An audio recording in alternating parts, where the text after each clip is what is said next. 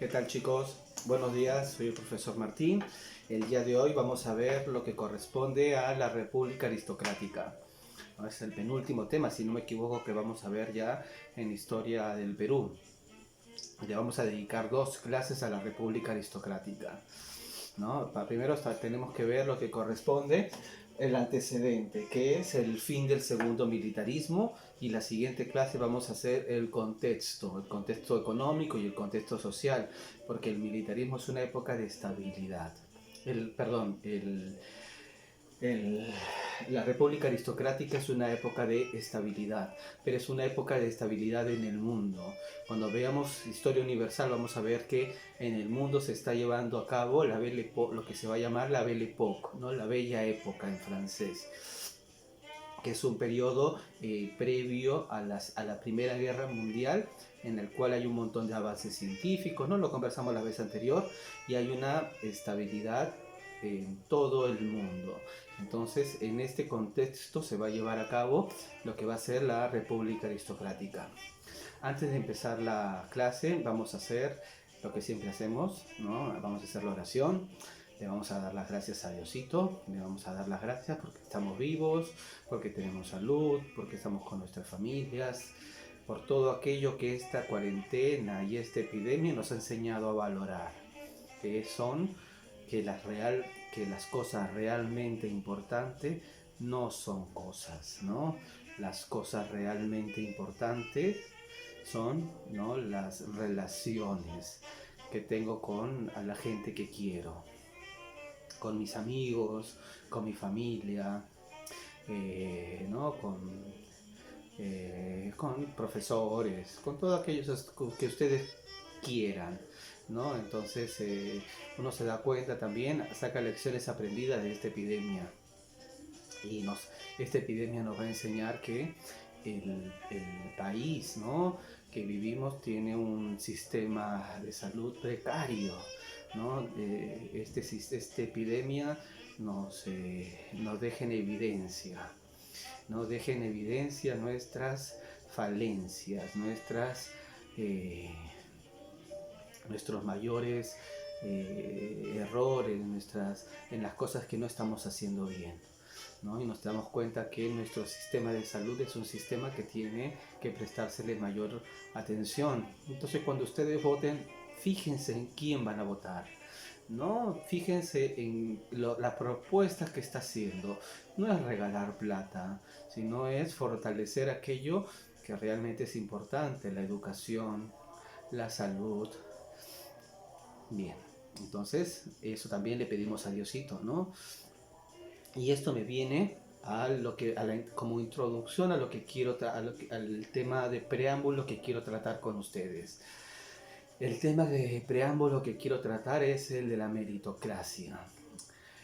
Para entender la República Aristocrática hay que entender, a mi humilde opinión, el sistema de partidos políticos que había hasta esta época. Hemos visto que casi todo el siglo XIX hubieron militares, ¿no? Hemos estudiado los militarismos. 3 militarismos hay en la historia del Perú.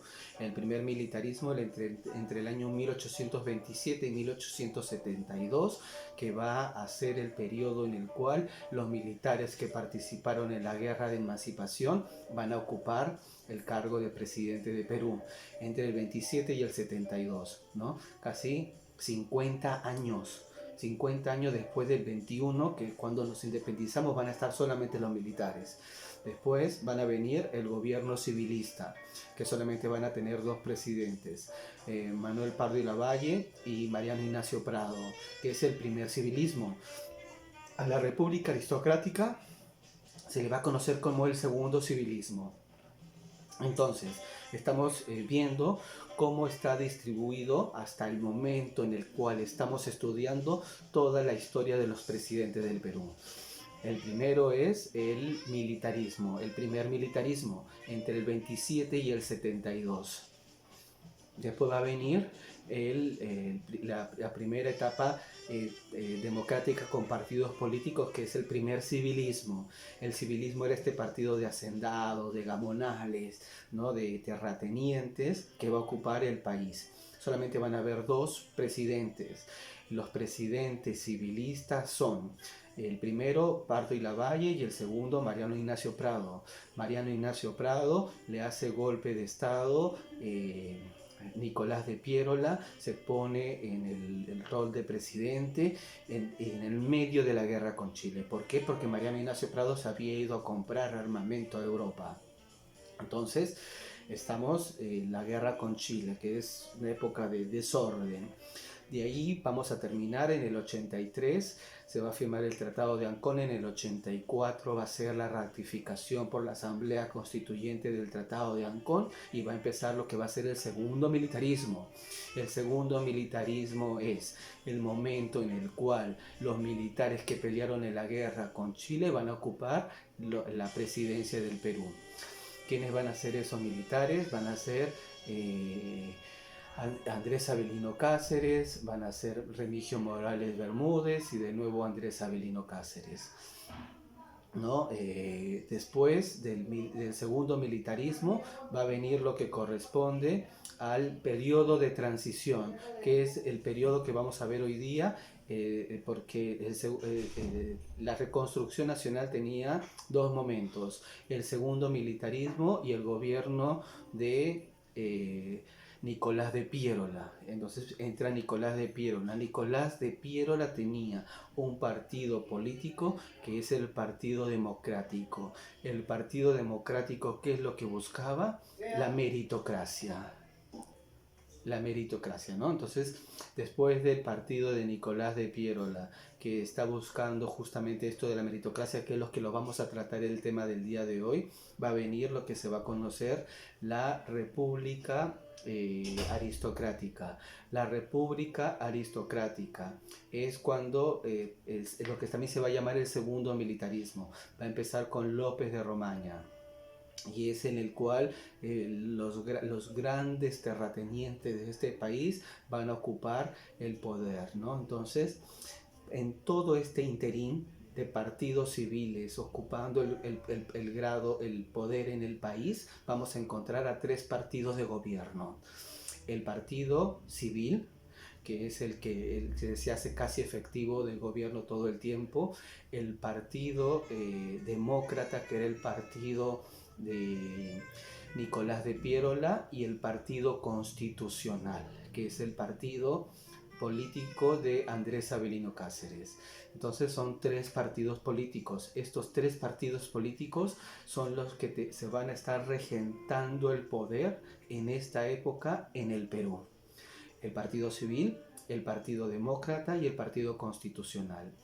Vamos a el partido constitucional. El partido de Andrés Avelino Cáceres era personalista. ¿Qué sentido personalista? La figura era Andrés Avelino Cáceres. Se acaba Andrés Avelino Cáceres, se acaba el partido político. En el caso del Partido Demócrata también era personalista, porque era bajo la persona de Nicolás de Piérola. Se acaba Nicolás de Piérola, se acaba el partido. Y la República Aristocrática, se acaban estos hacendados que no llegaron a buen puerto, y va a empezar el tercer militarismo. No, va a empezar el oncenio de Leguía y de ahí el tercer militarismo. Caso curioso el de Leguía, porque Leguía pertenece al grupo de los presidentes que van a estar dentro de la República Aristocrática. Es su entorno social, es su grupo, ¿no? Pero igual va a sentir que el partido ya no lo respaldaba y se va a poner solo, y es donde va a ser este periodo uno de los más amplios, junto con el Fujimorismo, si no me equivoco, y más largos en permanencia regentando este país, ¿no? Me acuerdo que tenía un profesor en la universidad que decía: en el Perú no elegimos presidente, elegimos reyes, ¿no? Porque esa es la figura del presidente, ¿no? Que todo lo puede, que todo lo hace, se cree un rey, ¿no? Bien, la meritocracia, que es el tema, ya les he hecho un pantallazo para que podamos entender. ¿Por qué es importante entender el asunto de los partidos políticos? Porque las democracias se constituyen en base a partidos políticos, y ese es otro de los problemas de este país. No tenemos partidos políticos. Se acaba el gobierno, se acaba la personalidad del partido y el partido desaparece, ¿no? Es más, el partido se llama como la persona. Fujimorismo, ¿no? Los partidos tienen que tener trascendencia en las personas. En Estados Unidos, ustedes se imaginan un presidente que el partido se vuelva a llamar como ellos, el obamismo. No hay esas cosas. En Francia, bueno, ahora Francia, este último presidente es un caso raro porque estamos viviendo en el mundo un momento extraño. Pero regreso al Perú. La meritocracia, que es el tema que quiero tratar. ¿Qué es la meritocracia, no? La meritocracia es la forma en la cual a la persona se le recompensa por los méritos que esta persona haya hecho. Tiene este kratos, ¿no? Esa clase que también de democracia. En el caso de democracia es el poder del pueblo.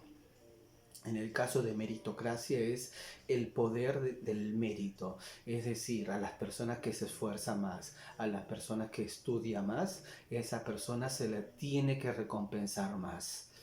Eso es lo que una sociedad meritocrática debería tener como supuesto, ¿no? Entonces hay toda una discusión intelectual, que es la discusión del momento, me parece, sobre este sistema, ¿no? Porque veámoslo históricamente. La meritocracia la meritocracia va a nacer con la burguesía moderna. La burguesía nace en la Edad Moderna, después de la Edad Media. Durante la Edad Media existía el señor feudal, y todos los cargos en el señorío feudal eran hereditarios. Es decir, si yo nazco en cuna de oro, por haber nacido ahí, tengo derecho a todo. Si yo nací como hijo de campesino, me voy a quedar como hijo de campesino. No hay una movilidad social, sino que hay una inmovilidad social. ¿En qué sentido? Los nobles tienen hijos que van a ser nobles y el campesino va a tener hijos que va a ser campesino. Esa es la Edad Media, la época feudal. Entonces, con el nacimiento de la Edad Moderna, nace la ciudad de las burguesías, y las burguesías van a ir contra este sistema, van a decir que no, este sistema no es justo. Entonces tenemos que crear un sistema mediante el cual a las personas que más trabajen, que más se esfuercen, que más estudien, tengan mejores resultados, tengan un mejor desempeño por esto. Históricamente hablando, les estoy hablando de historia. Entonces, históricamente hablando, así nace la meritocracia, ¿no? En contraposición al feudalismo, en donde hay una inmovilidad social. Lo que la meritocracia pretendía era justamente, ¿no?, que si una persona se esforzaba mucho durante su vida, al final de ella sea recompensada por los esfuerzos que hizo. Por eso ese mérito, ¿no?, el poder del mérito. Bien. ¿Cuál es la objeción a la meritocracia hoy en día? ¿No? Entonces, la objeción a la meritocracia es que las personas, si bien es cierto, se pueden esforzar, pueden trabajar mucho, la realidad, los casos particulares, todos tenemos casos de amigos o quizás nuestros propios casos en donde toda la vida te has esforzado, o películas que vemos, ¿no? Te esfuerzas, te esfuerzas, te esfuerzas y no lo consigues, ¿no? Hay esta película de la Liga de la Justicia, no sé si se acuerdan, ¿la vieron? Cuando resucitan a Superman. El inicio de la película, hay un señor que está en la calle con su cartelito, y en su cartelito que está con un perro callejero, ¿no? El señor está tirado en la calle pidiendo plata, Superman ha muerto, todo es lúgubre. Y el señor está con su cartelito y dice, I tried, ¿no? Lo intenté. y no me salió, no pude hacerlo, no seas tan duro conmigo, ayúdame porque lo intenté y a pesar de eso no pude surgir. Entonces, contra eso va la meritocracia, ¿no? Que hay gente que se la pasa trabajando, que se la pasa esforzando y a pesar de todos los esfuerzos y todos los sacrificios que hace, no lo consigue. Entonces dice que la meritocracia no es la salida, no puede ser un sistema porque no es un sistema que iguale, se debe recompensar la virtud. ¿No? Se debe recompensar a las personas que han sido honradas, que han sido buenas y que quizás no lo lograron, ¿no? Entonces, es más, la crítica actual a la meritocracia dice que, ¿no? Nos da inclusive argumentos neurocientíficos, ¿no? Nos dice, es bien interesante la discusión, porque nos va a decir que, por ejemplo, las personas que están mejor alimentadas, que tienen un entorno familiar más agradable, que tienen padres preocupados por ellos, no puedes compararlos con alguien que nace en una situación muy humilde, muy pobre, ¿no? Entonces, estas personas que tienen estos inicios no pueden competir contra las personas que, por ejemplo, están dentro de un ambiente de ricos, ¿no? Porque las personas que están dentro de un ambiente de las personas ricas van a ir a las mejores escuelas, van a ir a las mejores universidades, van a tener una mejor alimentación, van a tener una mejor educación, van a pagar por ella porque tienen el dinero para hacerlo. Y las personas pobres no. ¿Qué es lo que le responde la meritocracia? Ese sistema no es meritocrático, ¿no? Porque en un sistema meritocrático el punto de partida tiene que ser igual para todos. ¿No? Es cierto, las personas pueden estar dentro de hogares muy humildes, ¿no? Pero al mismo tiempo el Estado tiene que, para que sea una sociedad verdaderamente meritocrática, el Estado tiene que hacer que la igualdad empiece desde ahí, desde que tengan las mismas oportunidades, mejores maestros, mejor sistema de salud, mejor educación, mejor alimentación, justo las personas más pobres. Eso es lo que nos dice la contracrítica a los que critican al sistema meritocrático. Es decir, la meritocracia se defiende diciendo que eso que están criticándole no es meritocracia, ¿no? ¿Cuál es la otra solución? ¿No? Recompensarlos por valores, ¿no? Si una persona es honrada, si una persona es buena, a esas personas hay que recompensarlas, ¿no? ¿En qué sentido recompensarlas? En mejor trabajo, mejores universidades. La discusión está ahí, ¿no? Se lo digo porque el Partido Demócrata, que es el partido de Nicolás de Piérola, ese era su leitmotiv, ¿no? Su lema. Su lema era meritocracia, que las personas que se esfuerzan más y trabajan más tengan una recompensa final. Pero que es un lema del Estado liberal, ¿no? Que ya les dije los orígenes. La discusión está ahí, ¿no? Hay que pensarlo. Se lo dejo justamente para eso. Ya tengo 18 minutos hablando, es un montón, ¿no? Se lo dejo justamente para eso. Saben ustedes que me gustan a mí con ustedes que ya están en la edad empezar a discutir estos temas. Porque también van a empezar a votar, ¿no? ¿A quién voy a votar? ¿Por qué voy a votar por esas personas? ¿Qué es lo que tengo que ver en esas personas? No sé, yo no les voy a decirlo. Lo que necesito es que lo piensen. Eso es lo que estamos tratando de hacer. Pensemos cosas. ¿Cuál es el tipo de sociedad que debo elegir? ¿Ustedes se esfuerzan o no se esfuerzan? Y hay otras personas que no se van a esforzar. ¿A quién vamos a recompensar? ¿A quién la sociedad, el Estado, debe realmente recompensar?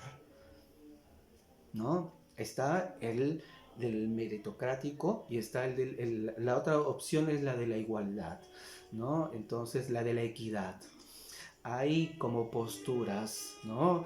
Eh, ya tendremos tiempo porque todavía está en cuarto año de secundaria, también le voy a dar mi opinión, ¿no? La adelante, ya la imaginarán, ¿no? No se mide por la excepción. La regla es siempre regla para todos. Esa es mi opinión, ¿no? Y la excepción es eso, un caso de excepción. Y la excepción se mide como caso de excepción, no como regla. ¿No? Discutámoslo, ¿está bien?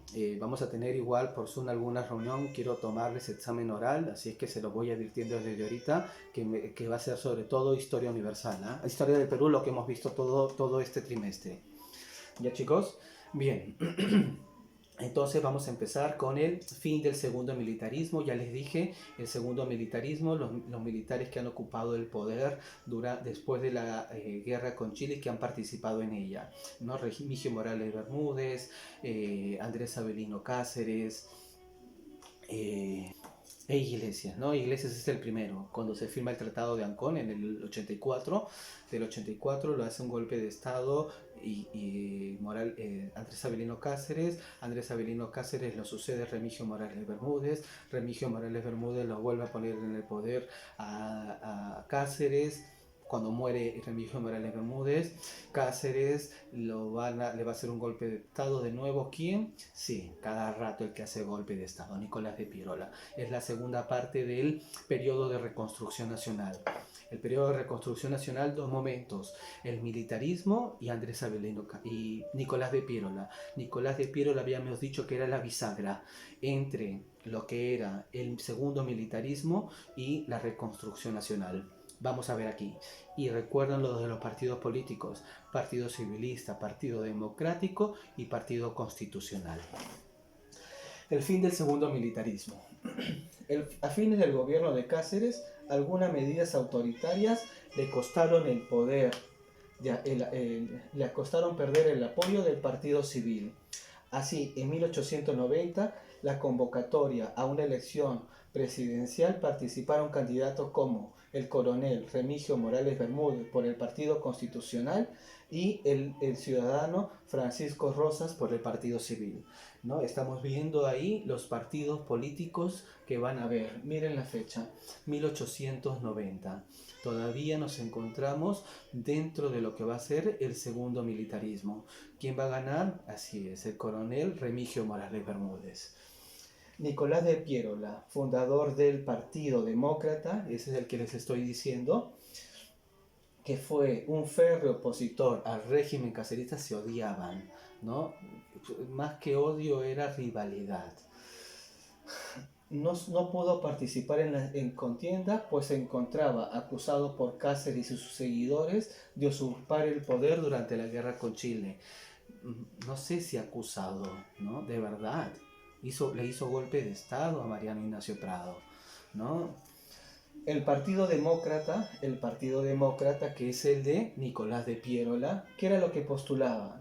Postulaba un eslogan bajo la supremacía de la clase basada en la meritocracia, que es por todo lo que hemos estado hablando al inicio de la clase, ¿no? El Partido Demócrata, el partido de Nicolás de Piérola, eso era lo que propugnaba. El mérito, el poder del mérito. Es decir, las habilidades y los méritos personales, las transparencias en las elecciones y el incentivo en la educación y el trabajo para los sectores populares, ¿no? Entonces eran tres medidas las que buscaba este Partido Demócrata. Primero, el poder de la meritocracia, la supremacía basada en la meritocracia. La segunda, la transparencia en las elecciones. ¿Se imaginan cómo era esa época? ¿No? Cada quien se decía que compraba los cargos políticos. Hay un librito bien bonito, El Príncipe se llama, si no me equivoco. Es un libro en el cual el autor cuenta cómo compra elecciones en un pueblo, ¿no? Entonces por eso se llama El Príncipe, ¿no? Es bien interesante la literatura para poder entender el Perú de esta época. Y el incentivo a la educación ¿no? Educación, transparencia, meritocracia y trabajo. ¿Trabajo para quién? Para los sectores más populares. Los resultados de las elecciones del 13 de abril de 1890 favorecieron al candidato, como les dije, para ganar Remigio Morales Bermúdez, ¿no? ¿De qué partido era Remigio Morales Bermúdez? Del Partido Constitucional. ¿De quién era el Partido Constitucional? Sí, de Andrés Avelino Cáceres. Este gobierno continuó la política emprendida por su predecesor, Cáceres. De este modo, se mantuvo el incentivo a la inversión extranjera, la represión de los opositores políticos, aunque no destacó por la construcción de grandes obras. En 1890 va a promulgar lo que se va a conocer la Ley de Protección de Industria Minera, y 4 años más tarde va a firmar el Tratado García Herrera, un acuerdo limítrofe con Ecuador. Sin embargo, este tratado no fue aprobado por el Congreso. Terrible, atroz. Vamos a verlo cuando estemos en quinto de secundaria, todo lo que corresponde a fronteras del Perú. Este tratado es el tratado más entreguista que tuvo el Perú. Situémonos en el contexto. 1890, la guerra ha terminado en 1884, que empezó en 1879. El Perú está devastado, no tiene nada. Tiene problemas con Ecuador, tiene problemas con Chile, tiene problemas con Bolivia para establecer fronteras. Ecuador, ¿qué le pedía a Perú? Quiero salir al Amazonas. Todo el departamento de Loreto me pertenece. Ese decía Ecuador. Lo vamos a ver cuando estemos en quinto de media. Vamos a ver cómo se establecen las fronteras. Remigio Morales Bermúdez se va a ver en la triste, ¿no? Llamémoslo obligación, ¿no? Obligado por las circunstancias de tener que firmar ese tratado. Por suerte no fue ratificado por el Congreso. Para que una ley de este tipo tenga validez, no solamente tiene que firmarlo el presidente, también tiene que firmarlo el Congreso, y el Congreso no lo firmó. Las pretensiones de Ecuador eran llegar hasta el río Amazonas, es decir, quitarnos todo lo que corresponde a la provincia de Loreto, ¿no? Ellos querían salir al Amazonas, y el Perú decía: ya no puedo otra guerra más, es el contexto. Pero lo que va a hacer Remigio Morales es firmar este tratado, que es el Tratado García Herrera. Y para el Perú hubo revuelta, fue horrible, ¿no?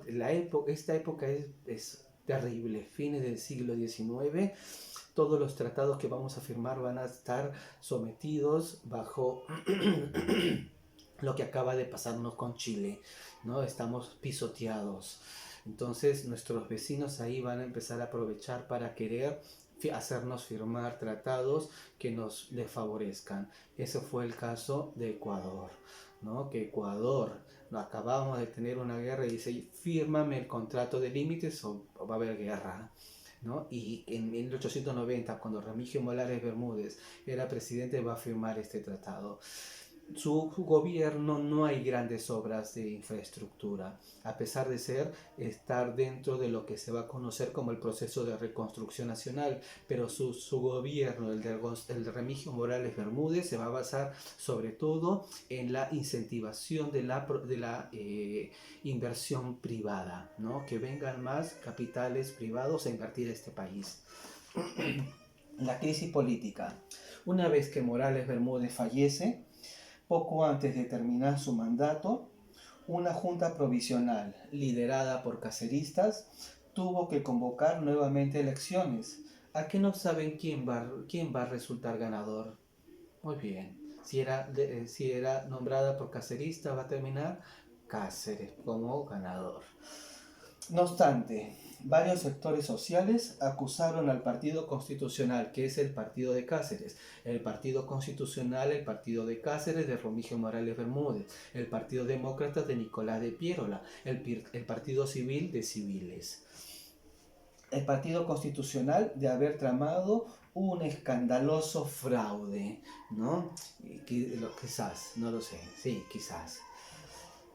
A pesar de ello, Cáceres asumió por segunda vez la presidencia el 10 de agosto de 1894. Un año va a durar, un año, ¿no? quiso extender su gobierno de restauración como lo intentó Castilla en su momento.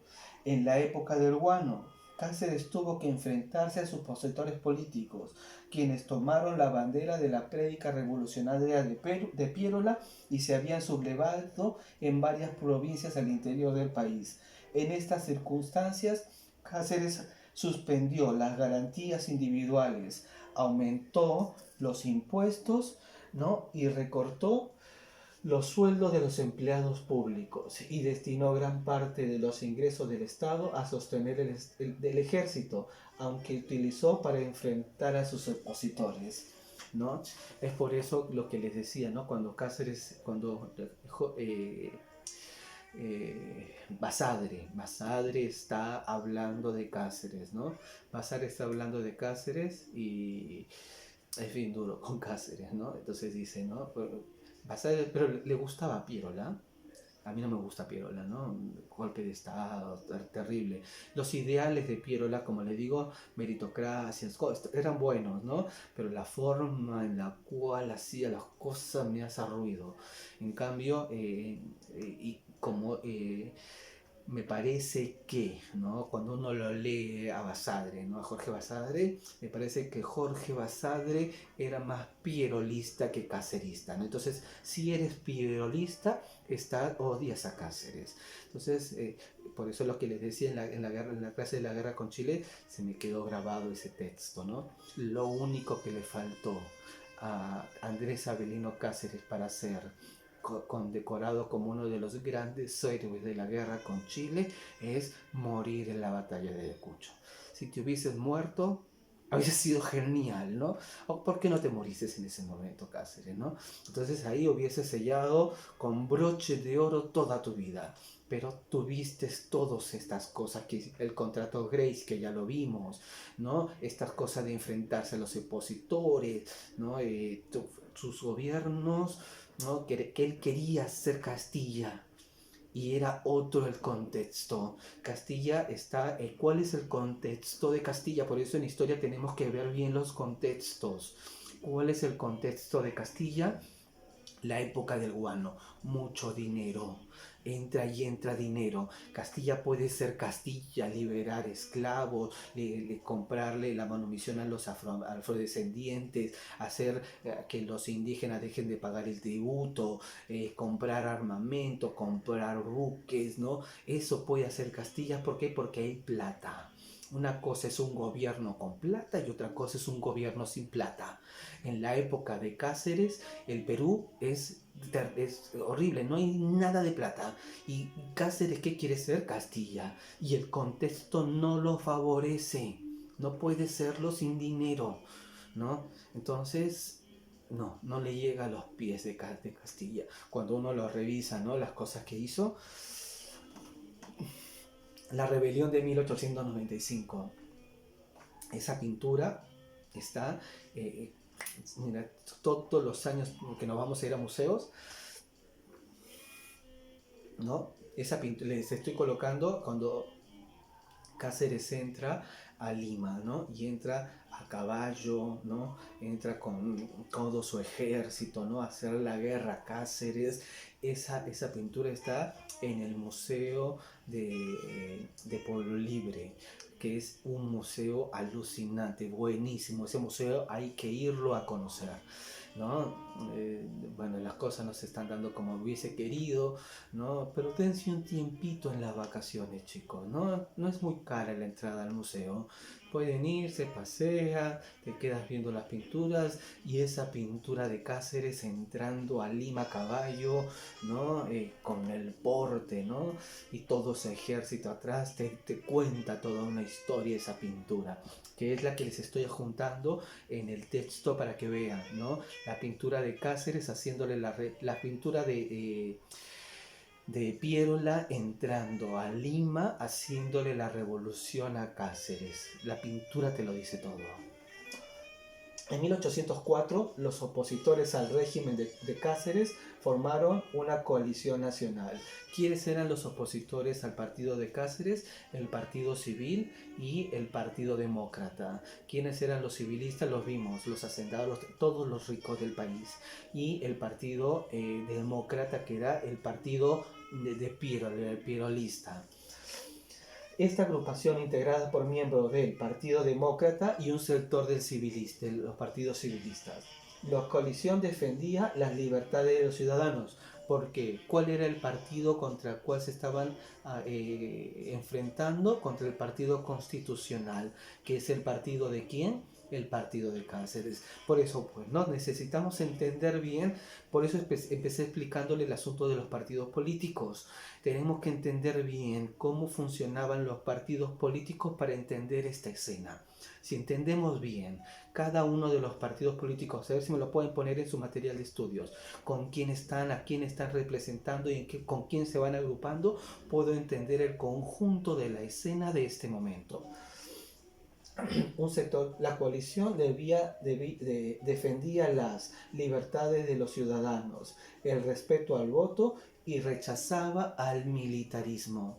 Recordemos que Nicolás de Piérola no está dentro de los militares, es un civil, ¿no? Pertenece al partido demócrata, es un civil.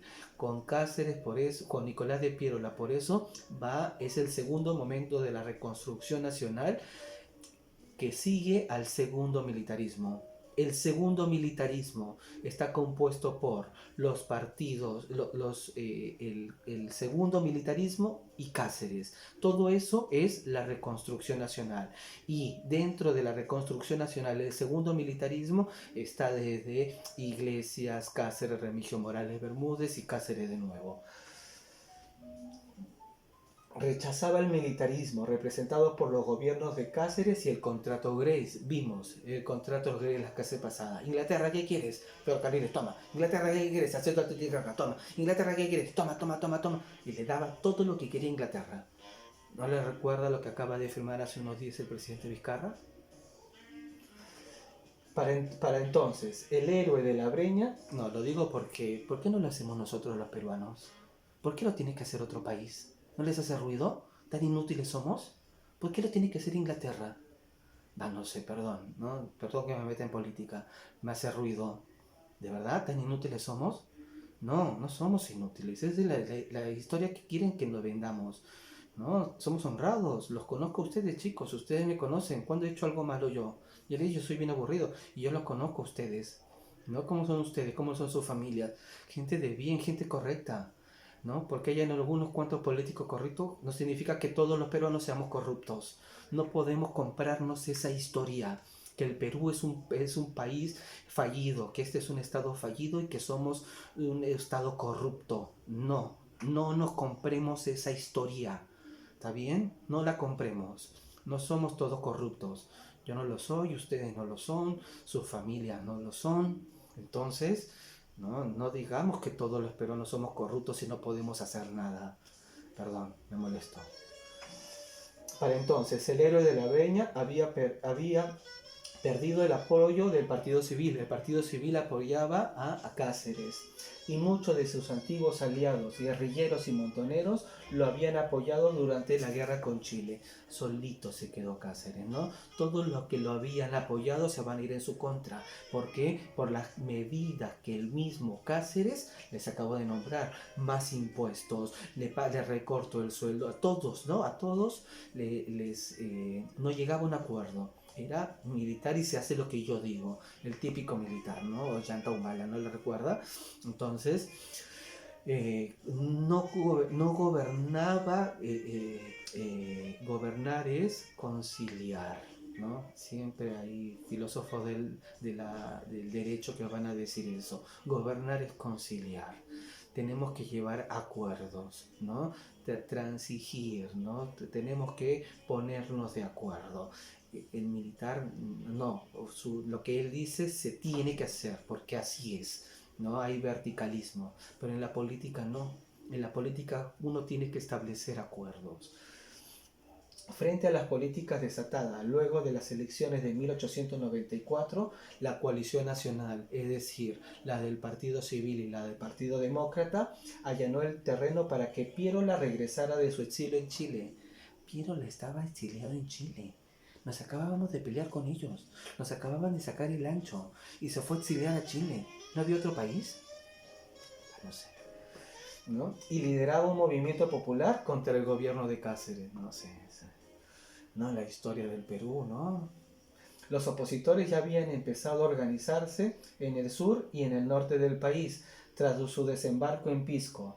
Pierola asumió inmediatamente el mando de la rebelión. Esa es la pintura que le digo, la pintura que estoy poniéndoles ahí y que está en el Museo de Pueblo Libre.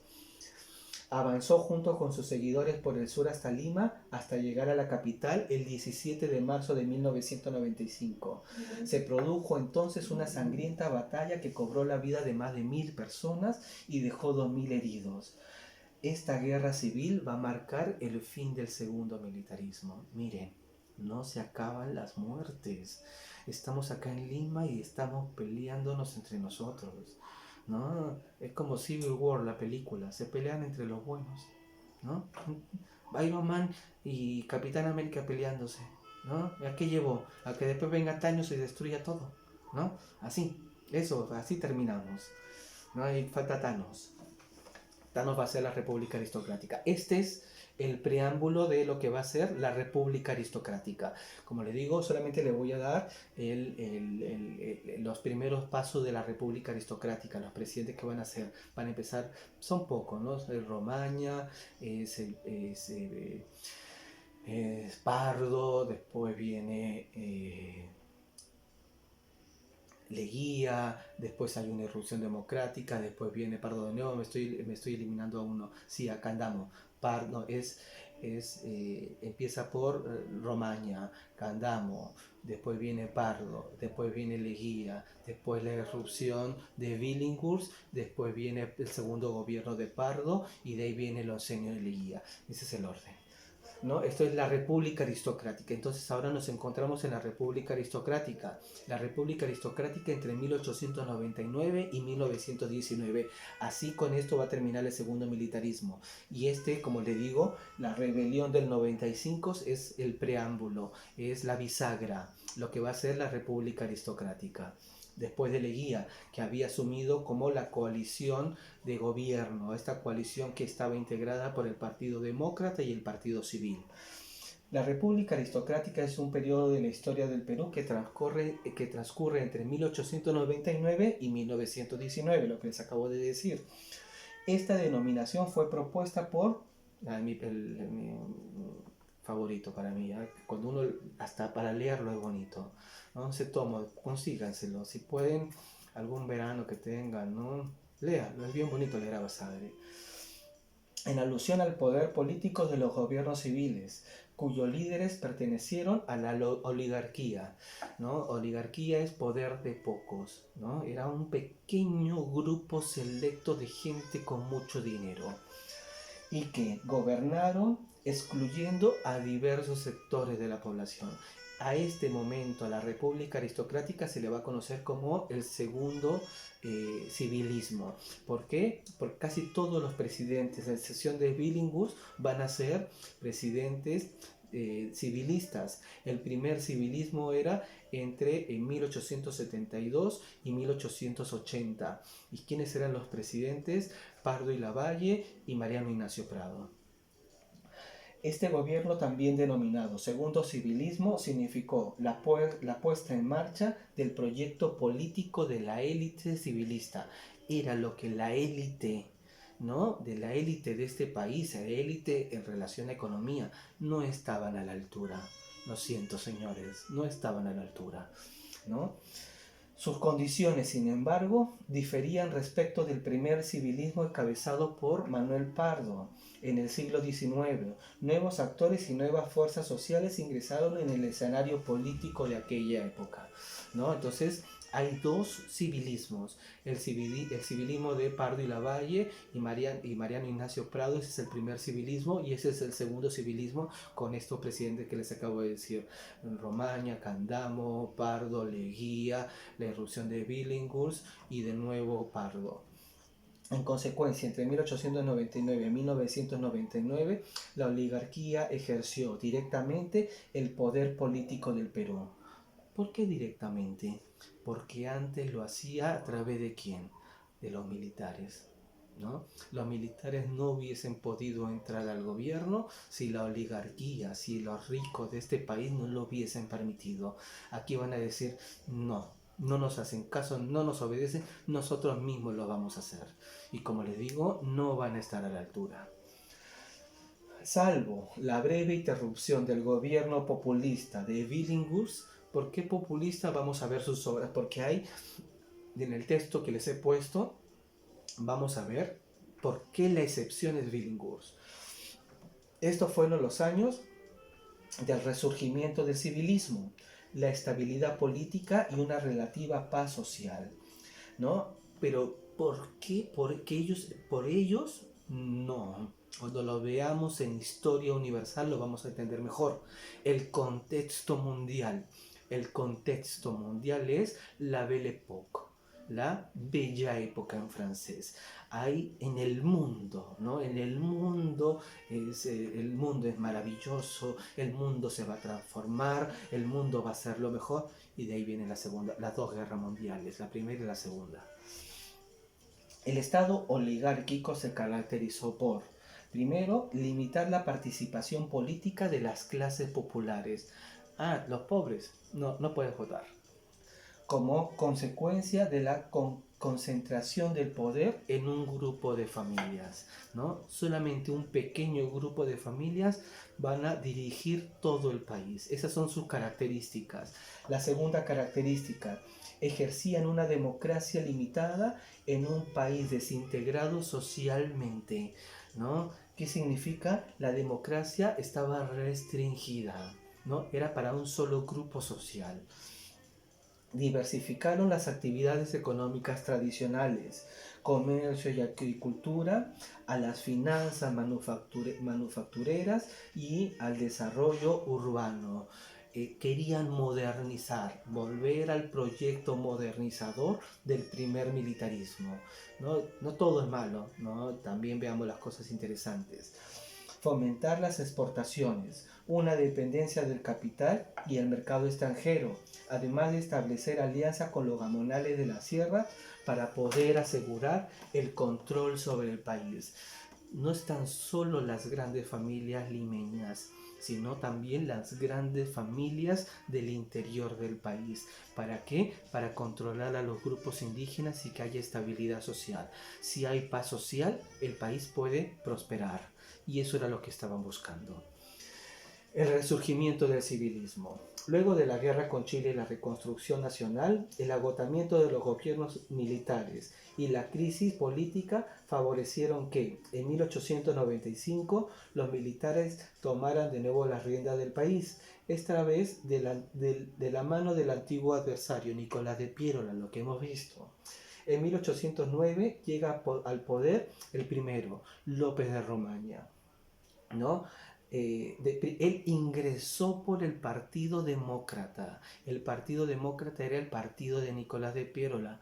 Una vez en el poder lo abandona a Nicolás de Piérola. Chao Piérola, ya tengo lo que quiero. Se va a incorporar al Partido Civil, que era lo que quería, el respaldo de ellos, y ahí va a empezar el Partido Civil, el gobierno de los civilistas, el segundo gobierno de los civilistas. Va a llegar López de Romaña de la mano del Partido Demócrata, es decir, de Nicolás de Piérola, y se va a iniciar propiamente la República Aristocrática. El contexto era favorable, el contexto mundial. La economía peruana se había reactivado, ¿no? Igualmente, muchos miembros del civilismo tenían ingresos provenientes de la agricultura, la minería, las finanzas y el comercio, por lo que podían dedicarse casi por completo a la política. Tenían un montón de dinero. Vamos a jugar a hacer política, más o menos. El partido civil gobernó durante la mayor parte de los años que va a durar la República Aristocrática, menos el periodo de Billinghurst. Sin embargo, sus líderes eran elegidos solo por una minoría de la población, por eso que decíamos estas características de dejar de lado a los grandes sectores populares. Solamente podían votar los alfabetos, ¿no? Las personas que tenían educación, los varones, ¿no? Y que tenían alguna propiedad, la república de los propietarios. Con lo cual quedaba en evidencia las brechas sociales existentes en el país. Durante el segundo civilismo, la República Aristocrática, su otro nombre, segundo civilismo. El primer civilismo, ¿cuál es? Sí, el de Pardo y Lavalle y el de Mariano Ignacio Prado. Durante el segundo civilismo se inicia el proceso de reducción de la participación política. Este hecho se hizo factible con la promulgación de la Ley Electoral de 1896 del Partido Demócrata de Nicolás de Piérola, que restringía la participación ciudadana en las elecciones y neutralizó sistemáticamente a todas las fuerzas políticas adversas al poder hegemónico. De esa manera el civilismo pasó a ser un movimiento de élite. Los 20 primeros años del siglo XX en este país va a ser eso. Va a ser el siglo en donde estas grandes familias van a querer gobernar el país. ¿Qué va a pasar? La Primera Guerra Mundial. Hay un pequeño momento, ¿no? Hay un pequeño momento de interrupción, que es el de Billinghurst. La irrupción política de Billinghurst. En 1912, la hegemonía de los grupos oligárquicos sufrió una interrupción causada por el ascenso de un candidato independiente que aglutinó muchos sectores opositores y que supo recoger las expectativas de los sectores populares. El civilismo, el segundo civilismo, sobre todo va a gobernar para los grandes sectores, para ellos mismos. Entonces, Billinghurst va a querer gobernar para todo el país, para sobre todo los que tenían menos derechos, buscaba más derechos. Era lo que se va a conocer como un gobierno populista, el primer presidente populista del siglo XX. Guillermo Billinghurst había sido aliado de Nicolás de Piérola, ¿no? Del Partido Demócrata, pero luego de algunas discrepancias se lanzó como candidato para las elecciones de 1912 contra Antero Aspíllaga. ¿Quién era Antero Aspíllaga? Miembro del Partido Civil y dueño de la hacienda Cayaltí, una de las haciendas de azúcar más importantes de este país. Billinghurst fue designado presidente por el Congreso. Aquí estoy. ¿No? Billinghurst, no sé si lo va a poner igual, se lo digo yo porque lo estoy leyendo yo.